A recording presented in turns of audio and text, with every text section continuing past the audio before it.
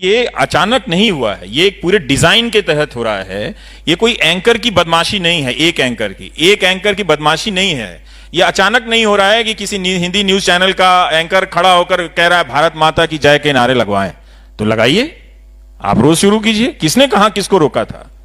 लेकिन हमारा काम जो है कि हमारा काम था इंफॉर्मेशन देना, सरकार से सवाल करना, नागरिक को कबीर बनाना हमारा काम था और संत रविदास बनाना हमारा काम था। हम नागरिक को भक्त बना रहे हैं। हिंदुस्तान के नागरिक कबीर होकर ही लोकतंत्र बचा सकते हैं और रविदास होकर ही लोकतंत्र को बचा सकते हैं। मतलब यही कहने का है कि आप में वो साहस होनी चाहिए, वो हिम्मत होनी चाहिए कि आप दैनिक स्तर पर रोजाना अपने धार्मिक कर्मकांडों को क्वेश्चन कर सकें और सरकार की हरकतों पर क्वेश्चन कर सकें। लेकिन रोज हमें बताया जा रहा है कि हमें यह नहीं करना है क्योंकि देश चाहता है। भाई, तुम अपने घर में अखबार 4 नहीं ठीक से पढ़ पाते हो, तुम सारे देश के बारे में कैसे जान गए कि देश क्या चाहता है? तो ये जो एंकर है, ये एंकर अब पत्रकार नहीं है, ये पॉलिटिकल पार्टी में इसका विलय हो गया है। एक एंकर की बात होती तो हम समझते कि ठीक है, भटका हुआ है या उसका अपना कोई एक नजरिया है वो रख रहा है।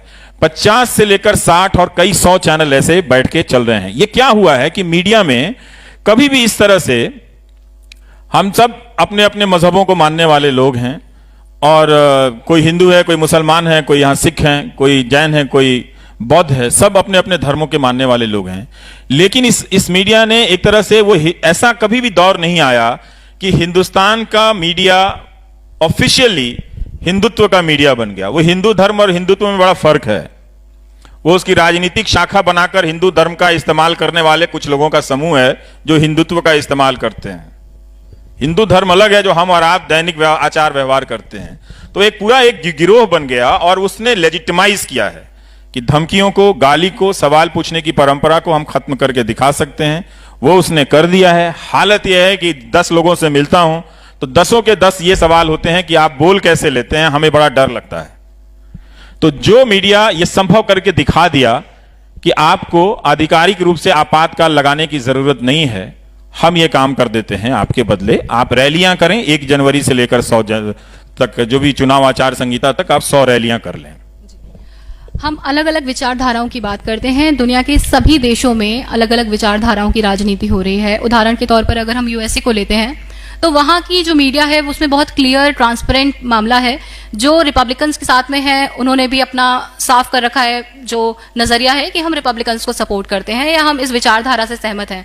डेमोक्रेट्स अपनी विचारधारा से सहमत है और मीडिया का एक तबका है जो इस चीज के साथ ट्रांसपेरेंसी बरतता है। हिंदुस्तान में अलग अलग विचारधाराएं हैं, पॉलिटिकल आइडियोलॉजीज हैं, पर ऐसी मैच्योरिटी भारत की मीडिया में नहीं है कि वो साफ ट्रांसपेरेंसी बरतते हुए कह दें कि वो निष्पक्ष नहीं है, वो बायस्ड हैं या वो फलानी विचारधारा को सपोर्ट करती हैं। ये मैच्योरिटी भारतीय मीडिया में नहीं दिखाई पड़ती। इसकी क्या वजह लगती है? कारण ये है कि हमारा मीडिया धीरे धीरे उदारीकरण के बाद अगर आप देखें तो अपना स्पेस वो गंवा रहा था। वो उस कमजोरी के ढलान पर पहले से था। जब शमशानों में रिपोर्टर पहुंच गए थे, स्वर्ग की सीढ़ी ढूंढ लाए थे। अब ढूंढी लाए थे तो मंगलयान पे इतना खर्चा क्यों कर रहे हैं? सीढ़ी लगा के चढ़ जाइए ऊपर, है कि नहीं? जाके वहां पे जो भी रखा हुआ है, दही वही रखा हुआ उतार लाइए। तो ये चल रहा था, टेलीविजन चैनलों पर चल रहा था। तो हम सब उसको खत्म करने में लगे हुए थे। मीडिया का जो एक बेसिक स्ट्रक्चर होता है वही ध्वस्त हो गया। तो अब ये मीडिया नहीं है जिसे हम मीडिया समझते हैं, ये दुकान और सामान है राजनीतिक दल का। अभी तो एक ही दल का है ज्यादातर और एक ही नेता के प्रति समर्पित है। मैंने इतना समर्पण हमने किसी सरकार और किसी नेता के प्रति मीडिया को हमने कभी नहीं देखा था। तो उसका पूरा ढांचा ध्वस्त हो गया, उसकी पूरी बुनियाद बदल दी गई, उसको हटा दी गई। उसका कारण यह था कि पहले बहाना लिया गया कि हमको इससे रेटिंग मिल रही है, मतलब हमको इससे रेवेन्यू मिल रहा है।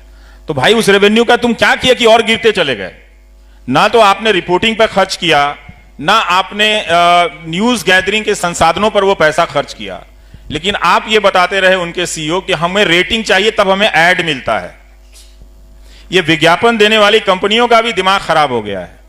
अपना प्रोडक्ट का विज्ञापन वो कितना सुंदर बनाते हैं, भले प्रोडक्ट अच्छा हो या नहीं हो, कितना बढ़िया बनाते हैं, और जिस प्लेटफॉर्म पे वो अपना ऐड देते हैं वो कितना घटिया है। देखिए जरा, दिन भर उस समाज में आग लगा रहा होता है, वहां पर अपना वो साबुन तेल बेचने चले आते हैं। तो भाई आप आंख से नजर से कुछ तो दिमाग लगाइए कि आप एक 30 सेकंड का ऐड बनाने में इतनी मेहनत करते हैं और इतने क्लास का ऐड बनाते हैं, तो ऐसी जगहों पर क्यों दे देते हैं जिसकी कोई अपनी वक्त नहीं है, जिसका कोई अपनी स्टैंडिंग नहीं है। तो हम गिर रहे थे 2000 पहले से।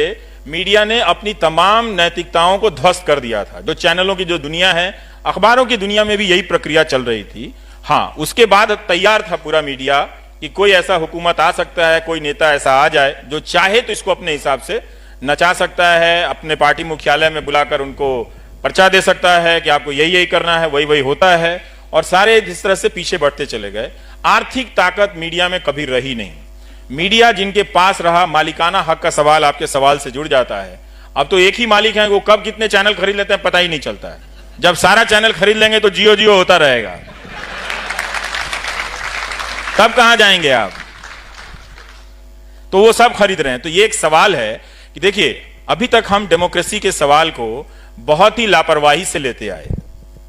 हमने उस सवाल को टाल दिया कि नेहरू जी लड़े थे, गांधी जी लड़े थे, पटेल साहब लड़े थे, हमको उनके याद करने के नाम पर सिर्फ उनका जन्मदिन मनाना है और पुण्यतिथि मनानी है। लेकिन हमने अपनी भूमिकाएं स्थगित कर दी 90 के दशक के बाद से, जब यह उदारीकरण आया कि हाँ, हम इस डेमोक्रेसी को बनाना भी है, इसको लेके चलना है। तो इसकी सारी संस्थाएं हमारे सामने ध्वस्त होती चली गई। तो आज क्या हुआ कि अमेरिका का आप उदाहरण दे रही हैं, उसी अमेरिका में न्यूयॉर्क टाइम्स का 70% रेवेन्यू सब्सक्रिप्शन से आता है, लोग देते हैं, और वो कई $1 बिलियन का रेवेन्यू है। तो न्यूयॉर्क टाइम्स जो है उस महंगे देश में अपने राष्ट्रपति का मुकाबला कर पाता है। वॉशिंगटन पोस्ट छाप देता है कि हमारे राष्ट्रपति 700 दिनों में 7,000 से ज्यादा झूठ बोल चुके हैं। यहां तो वो गिनने की मीटर नहीं है। वरना हमारे प्रधानमंत्री ने एक काम तो किया ही है, कई और अच्छे कामों के साथ, कि उन्होंने पब्लिक स्पेस में झूठ को लेजिटिमाइज कर दिया है कि झूठ बोल सकते हैं आप ये भी झूठ बोल सकते हैं कि जो न्यू पेंशन स्कीम में अपना रजिस्ट्रेशन कराते हैं वो रोजगार बढ़ गया। बहुत सारे लोगों ने बताया कि हम तो 20 साल से नौकरी कर रहे थे, अब पेंशन मिलने वाला नहीं। रिटायरमेंट के समय हमने एनपीएस खोला तो हम एम्प्लॉयमेंट में गिना गए। बताइए, तो रिटायरमेंट के समय के लोगों को एम्प्लॉयमेंट में गिन देने का काम लोकसभा में खड़ा होकर हमारे प्रधानमंत्री कर सकते हैं, और विपक्ष की वैसी कोई तैयारी नहीं है, होमवर्क नहीं है। तो इस लोकतंत्र में चाहे आप नागरिक हैं, चाहे आप अपोजिशन हैं, चाहे आप न्यूज एंकर हैं या कोई भी हैं, बिना सीरियस होमवर्क किए हुए आप डेमोक्रेसी में पार्टिसिपेट ही नहीं कर सकते हैं। अगर आप गंभीरता से अपना होमवर्क नहीं करेंगे, चाहे वो मीडिया हो, चाहे सिटीजन हो, चाहे वो सोशल ग्रुप हो, ये हम सब की आंखों के सामने भरभराता हुआ गिर रहा है। हमें नहीं मालूम कि जो दूसरी व्यवस्था आ चुकी है, जब वो आधिकारिक रूप से अपना ऐलान करेगी, तब आपकी, हमारी या उनकी, जिनको नहीं मालूम है, जो इंफॉर्मेशन लेस होकर घूम रहे हैं झंडा लेकर, हर बात में झंडा लेकर निकल गए हैं। सहारनपुर में भी लोग निकल गए बंदूक लेकर कि हम सीमा पे जा रहे हैं अपनी दुनाली लेके, और वीडियो भेज दिया उन्होंने। तो हमको सब समझना चाहिए कि किसका क्या काम है। तो इसका अब कुछ भी नहीं हो सकता है। ये हिंदुस्तान के सबसे ताकतवर नेता की जूती बनकर रह गया है। आप इसे क्यों सर पे उठा रहे हैं? आप नागरिक हैं, मत उठाइए। मैं ये बात किसी अतिरेक में नहीं कह रहा आपसे। आप खुद भी चैनलों को देखिए कि कैसे वो एंकर चिल्ला रहा था कि तेंदुलकर बोल क्यों नहीं रहा है। अरे भाई, तुमसे बोला नहीं जाता, सरकार से सवाल नहीं पूछा जाता, तुम तेंदुलकर से पूछ रहे हो। तुम पूछ लो ना सरकार से कि पुलवामा पे हमला हुआ, आप रैली संबोधित कर रहे थे, अपनी सरकार की योजनाएं गिना रहे थे आप। 7 दिन बाद जब कश्मीरी लड़कों को मार दिया जाता है, पीट दिया जाता है, तब कहते हैं हमारी लड़ाई कश्मीर से है, कश्मीरियों से नहीं है। ये आप पहले दिन भी कह सकते थे जब आपका होम मिनिस्टर कह रहा था। तो पूछने की उनमें हिम्मत नहीं है। तो वो क्या करता है कि ध्यान ना जाए कि ये सरकार से पूछना हमारा काम है, तो आपके ही बीच कह रहा है कि आप इनसे क्यों नहीं पूछ रहे हैं, ये एंटी नेशनल है। अब वही 4 लोग एंटी नेशनल इनको मिले इतने बड़े देश में, 4 एंकर और 1 वकील। अब उनसे बोर हो गया तो एक तेंदुलकर गावस्कर को खोज के ले आए। जिस गावस्कर और तेंदुलकर ने अपने क्रिकेट के जरिए हमको अपने इंडियननेस में, हिंदुस्तानियत पे गर्व करना सिखाया, अपने हुनर को साधना सिखाया कि हम भी जीत सकते हैं, वेस्ट इंडीज की टीम को हटा सकते हैं, उस गावस्कर से भी आप पूछ सकते हैं। यही आपके सामने हुआ यही इस मीडिया ने किया। तभी मैं कहता हूं, मेरा बस चलता तो मैं देश के हर आदमी से कह आता कि तुम इस 2.5 महीने के लिए टेलीविजन चैनल मत देखो, इसने तुम्हारे मुल्क की बर्बादी का ठेका लिया हुआ है। इसमें ना तुम्हारी आवाज है ना तुम्हारी बात है। एक और बात मैं कहना चाहता हूं, भटक जाऊंगा, कि इस मीडिया ने क्या किया है कि पब्लिक को ही डिलेजिटिमाइज कर दिया है। डेमोक्रेसी में पब्लिक एक लेजिटिमेट यूनिट होती है। अब आप देखेंगे इन चैनलों पे पब्लिक का कोई इशू नहीं है, कोई इशू पब्लिक का नहीं है।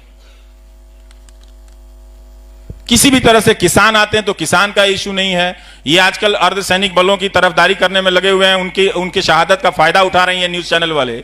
लेकिन जब वो आए थे हजारों की संख्या में अपने पेंशन की मांग को लेकर, कोई नहीं गया था,